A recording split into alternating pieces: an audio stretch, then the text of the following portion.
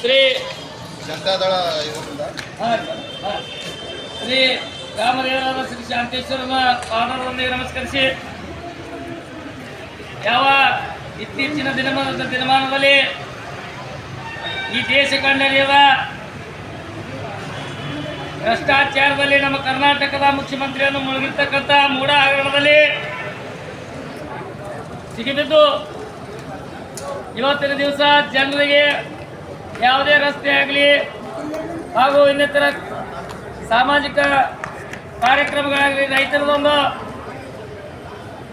Pump set ವಿತರಣೆ ಆಗಲಿ, ಇವತ್ತು ಸಬ್ಸಿಡಿ ವಿತರಣೆ ಆಗಲಿ, ರಾಜ್ಯದಲ್ಲಿ ರಸ್ತೆಗಳು ಹಾಗೂ ಅನೇಕ ಸರ್ಕಾರ ದವಾಖಾನೆ ಆಗಿರ್ಬೋದು, ತಾಲೂಕ್ ಪಂಚಾಯತಿ ಆಗಿರ್ಬೋದು,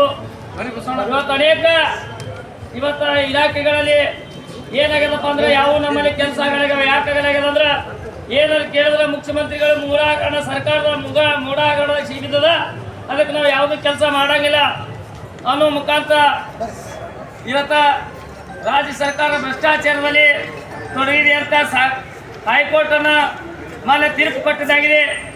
ನಾವು ಅನೇಕ ಬಾರಿ ಬಿ ಡಿ ಪಾಟೀಲ್ ನೇತೃತ್ವದಲ್ಲಿ ಅನೇಕ ಬಾರಿ ಪ್ರೆಸ್ ಮೀಟ್ ಮಾಡಿದಾಗ ಸಿದ್ದರಾಮಯ್ಯ ಮುಖ್ಯಮಂತ್ರಿ ಕೊಡಲೇಬೇಕಂತೇಳಿ ನಾವು ಆಗ್ರಹ ಮಾಡಿದ್ದೇವೆ. ತದನಂತರ ಅವ್ರು ಕೊಡಲೇಬೇಕಂತ ನಾವು ಇನ್ನೊಮ್ಮೆ ರಾಜೀನಾಮೆ ಕೊಡಬೇಕಂತೇಳಿ ನಾವು ಆಗ್ರಹ ಮಾಡ್ತೇವೆ. ಅಷ್ಟಲ್ಲದೆ ವಿನಾಕಾರಣ ನಮ್ಮ ರಾಜ್ಯ ಕಂಡ ಜನಪ್ರಿಯ ಮಾಜಿ ಮುಖ್ಯಮಂತ್ರಿಗಳು ಹಾಗೂ ಈಗಿನ ಕೇಂದ್ರದ ಬೃಹತ್ ಕೈಗಾರಿಕಾ ಗುಪ್ತ ಸಚಿವರಾಗಿರ್ತಕ್ಕಂಥ ಕುಮಾರಸ್ವಾಮಿ ಅವರ ಮೇಲೆ IPS ಅಧಿಕಾರಿಗಳಾಗಿರ್ತಕ್ಕಂಥ ಚಂದ್ರಶೇಖರ್ ಅವರು ವಿನಾಕಾರಣ ಒಂದು ಕೇಸ್ ಮಾಡಿ ಇವರು ಭೂ ಹಗರಣದಾಗ ಸಿಕ್ಕಾರಂತ ವಿನಾಕಾರಣ ಕಂಪ್ಲೇಂಟ್ ಮಾಡಿ ಅವ್ಯಾಚ್ಯದಿಂದ ಅವರನ್ನು ನಿಂದಿಸಿ ಅವರನ್ನು ಅಪಮಾನಗೊಳಿಸಿದ್ದಾರೆ.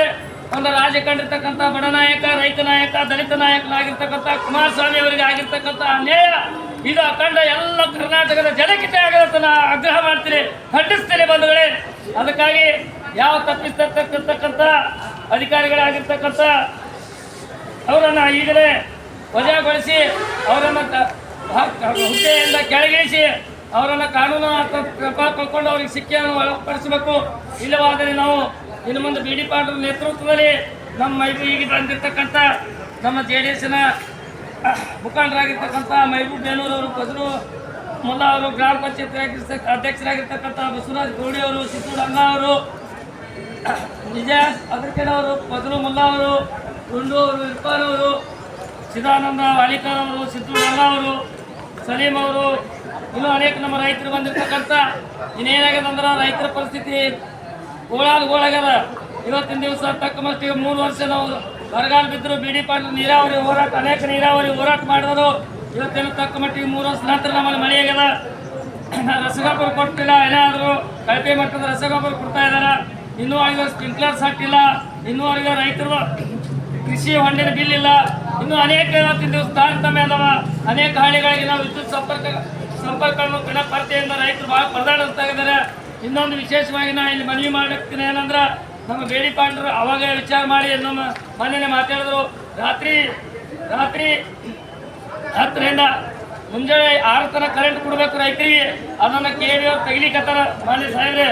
ಅದಕ್ಕಾಗಿ ನಾವು ರಾತ್ರಿ ವಿದ್ಯಾರ್ಥಿಗಳು, ಬಡ ವಿದ್ಯಾರ್ಥಿಗಳು, ರೈತ ವಿದ್ಯಾರ್ಥಿಗಳು ರಾತ್ರಿ 10ಕ್ಕೆ ತೆಗೆದ್ರಂದ್ರೆ ಮುಂಜಾನೆ 6ಕ್ಕೆ ತೆಗೆದ್ರೆ ವಿದ್ಯಾಭ್ಯಾಸ ಹಾಳಾಗತ್ತದ.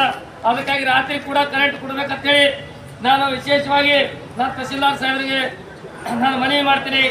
ಇದೀಗ ತಾನೇ ಬರ್ತಾ ಇರ್ತಕ್ಕಂಥ ನಮ್ಮ ಸೋದರಿ ಆಗಿರ್ತಕ್ಕಂಥ ಮಾಜಿ ಜಿಲ್ಲಾ ಪಂಚಾಯತ್ ಸದಸ್ಯರು ಹಾಗೂ ಗೌರವಾನ್ವಿತ ತಡವಲ ಗ್ರಾಮ ಪಂಚಾಯತಿ ಅಧ್ಯಕ್ಷರು ಈ ಸಭೆಗೆ ಆಗಮಿಸಬೇಕು. ಅವರಿಗೂ ಕೂಡ ನಾನು ತುಂಬ ಹೃದಯದ ಸ್ವಾಗತವನ್ನು ಕೋರ್ತೇನೆ. ಅದೇ ರೀತಿಯಾಗಿ ಈ ಸಭೆಯನ್ನು ಉದ್ದೇಶಿಸಿ ಜನನಾಯಕರಾಗಿರ್ತಕ್ಕಂಥ ಬಿ ಡಿ ಪಾಟೀಲರು ಒಂದು ಮೈಬೂಬ್ ಬೇನೂರು ಅವರು ಈ ಸಭೆಯನ್ನು ಉದ್ದೇಶಿಸಿ ಒಂದು 4 ಮಾತಾಡಬೇಕಂತ ಕೇಳ್ಕೊಳ್ತೀನಿ.